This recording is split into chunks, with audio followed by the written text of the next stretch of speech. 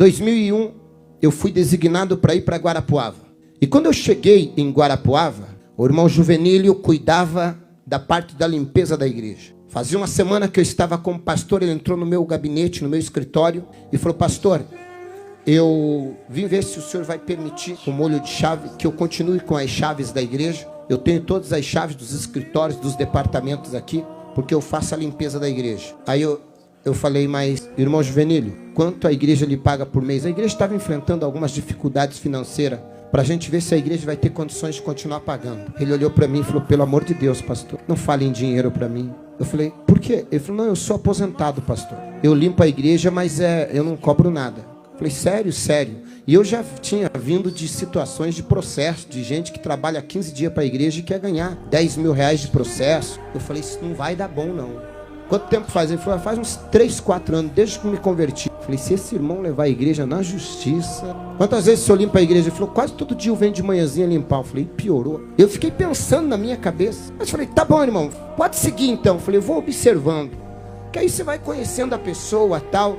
Aí, todo dia, 7 horas da manhã, ele tinha um Fiat Uno 147. Ele encostava o Fiat Uno dele lá, ia lá, limpava a igreja. Eu vinha pro culto segunda, quarta e sexta. 8 horas da manhã eu chegava na igreja, o irmão Juvenílio olhava para mim, falava: pastor, agora eu posso ir, tá tudo limpinho. Ele entrava nos escritórios, limpava tudo, ia no altar, passava pano em tudo, deixava tudo limpo. E na época era banco de madeira, envernizado. Ele vinha, passava pano, limpava, deixava tudo limpinho.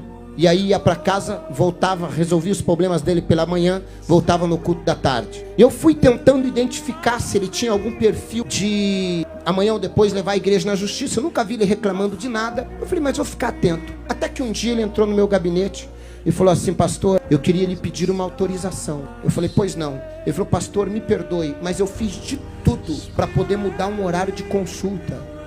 E o médico não tem outro horário, só pode me atender 8 da manhã. Eu estou com alguns problemas de saúde e eu queria pedir se o senhor me libera de eu limpar a igreja esta quarta-feira. Só que se o senhor disser que não tem problema, eu remarco consulta de novo, espero, era pelo SUS, espero nem que demore 6 meses, mas eu não vou abrir mão de cuidar da igreja para uma consulta. Eu falei: irmão Juvenílio, quanto o senhor ganha para limpar a igreja? Ele falou: não, nada, pastor. Eu falei: irmão Juvenílio, o senhor não é um funcionário, o senhor não tem carteira assinada. O senhor não precisa nem justificar. É problema de saúde, vai cuidar da tua saúde. Eu falei: pastor, o senhor não vai ficar bravo comigo? Eu falei: meu Deus, esse irmão é diferenciado. Eu falei: tem gente que arruma, ganhando, arruma desculpa para não ir. Eu falei: esse irmão não está ganhando nada. Ele vem me pedir uma liberação, coisa que ele nem deveria pedir, não estava pagando nada. Mas ele veio, eu falei: não, irmão Juvenílio. Ele falou: o senhor não vai ficar chateado, pastor? Eu falei: claro que não. Eu fiquei na minha cabeça, eu estou tentando descobrir o que esse homem tem que os outros não têm. Aí tá, ele foi, o que aconteceu? Deu certo? Ah, não, pastor, já estou tomando os remédios, estou melhor. Um dia, o irmão Juvenílio atrasou para chegar a limpar a igreja. Chegou, o culto começava às 9 da manhã, e ele deve ter chegado às 8, porque sempre que eu chegava, ele já estava saindo com a igreja limpa. E nesse dia, eu cheguei, e o irmão Juvenílio ainda estava limpando a igreja. E como eu cheguei bem devagarinho, ele estava nos bancos lá da frente limpando a igreja. E eu vi que ele, cheguei de costas, ele estava chorando e falando sozinho. Eu falei: irmão Juvenílio deve estar passando por algum problema, ele não deve estar bem. E eu fui chegando perto dele, pé, por trás do irmão Juvenílio, vendo ele chorando, derramando lágrima e passando pano no banco. E quando eu cheguei perto dele,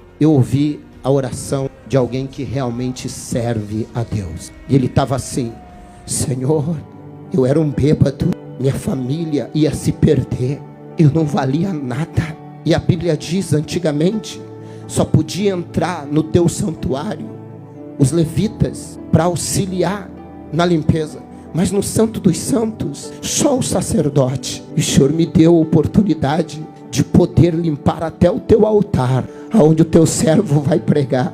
Eu, um bêbado, estaria morto se não fosse o Senhor. E agora o Senhor me dá o privilégio de limpar o teu templo, o teu santo templo.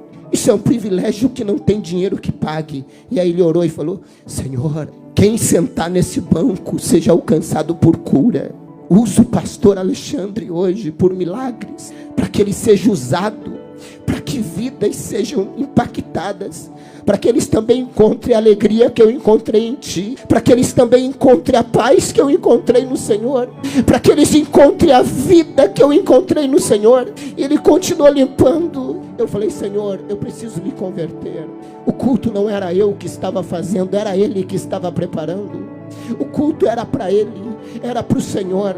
Naquele dia eu senti que nada do que eu achava que eu era. Naquele dia eu vi alguém com uma conversão muito grande. Naquele dia saiu toda a preocupação minha com respeito: esse homem vai levar a igreja para a justiça, reivindicando direito. Ao contrário, esse homem se sentia o mais privilegiado de poder fazer qualquer coisa para o reino de Deus. E cada vez que eu acho que eu sou o dono do altar, que eu sou o pastor, presidente da igreja, eu lembro dele, eu falo: eu não sou nada, eu só sou um privilegiado, que ele me deu o privilégio de assumir o altar, para falar do amor dele, para pregar o evangelho. Isso é conversão, isso é servir a Deus com alegria, isso é reconhecimento de quem nós éramos e de quem nós somos. Gratidão, gratidão.